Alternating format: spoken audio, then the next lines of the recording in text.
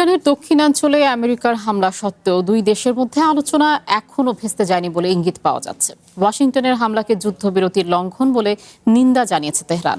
কাতারের মধ্যস্থতায় হওয়া আলোচনায় ইরানের অন্যতম প্রধান একটি দাবি পূরণের প্রচেষ্টা গতি পেয়েছে বলে জানাচ্ছে বিভিন্ন গণমাধ্যম। আমেরিকার সামরিক বাহিনী ইরানের ক্ষেপণাস্ত্র উৎক্ষেপণ কেন্দ্র এবং নতুন করে মাইন স্থাপনকারী নৌযানে হামলা চালানোর পরও পাকিস্তান ও কাতারের মধ্যস্থতায় চলমান আলোচনা থেকে নিজেদের গুটিয়ে নেয়নি তেহরান। দোহায় কাতার ও পাকিস্তানের মধ্যস্থতায় কূটনৈতিক তৎপরতা এখনও অব্যাহত রয়েছে। ইরানের পার্লামেন্ট স্পিকার মোহাম্মদ বাঘের গালিবাফ এবং পররাষ্ট্রমন্ত্রী আব্বাস আরাকচির নেতৃত্বে একটি উচ্চ পর্যায়ের প্রতিনিধি দল বর্তমানে দোহায় অবস্থান করছে।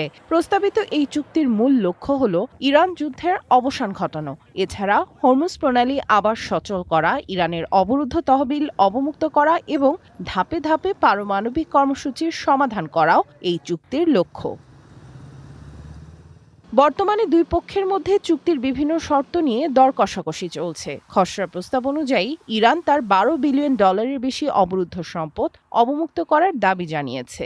এর বিপরীতে হরমুজ প্রণালী খুলে দিতে সম্মত হয়েছে তেহরান। চুক্তি বাস্তবায়নের অংশ হিসেবে ইরানের পারমাণবিক কর্মসূচি নিয়ে আলোচনার জন্য 60 দিন সময় নির্ধারণ করা হয়েছে। এই সময়ের মধ্যে ইরানের তেল ও পেট্রোকেমিক্যাল রপ্তানির ওপর থেকে নিষেধাজ্ঞা তুলে নিতে হবে।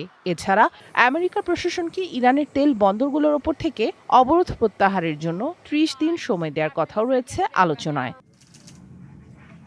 ইরানের সামরিক বাহিনী আমেরিকার মঙ্গলবারের হামলার জবাবে সুনির্দিষ্ট কোনো পাল্টা আঘাতের ঘোষণা দেয়নি। বিশ্লেষকরা মনে করছেন আলোচনা একটি চূড়ান্ত ও নিষ্পত্তিমূলক পর্যায়ে পৌঁছেছে বলেই তেহরান এই আলোচনাকে ব্যাহত করতে চায় না।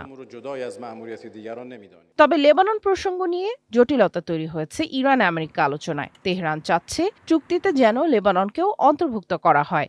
ইসরায়েলি বাহিনী সম্প্রতি লেবাননে বিমান ও স্থল অভিযান ব্যাপক আকারে বাড়িয়েছে। তবে ইসরায়েল বরাবরই লেবাননকে এই চুক্তির বাইরে রাখার জন্য চাপ দিচ্ছে।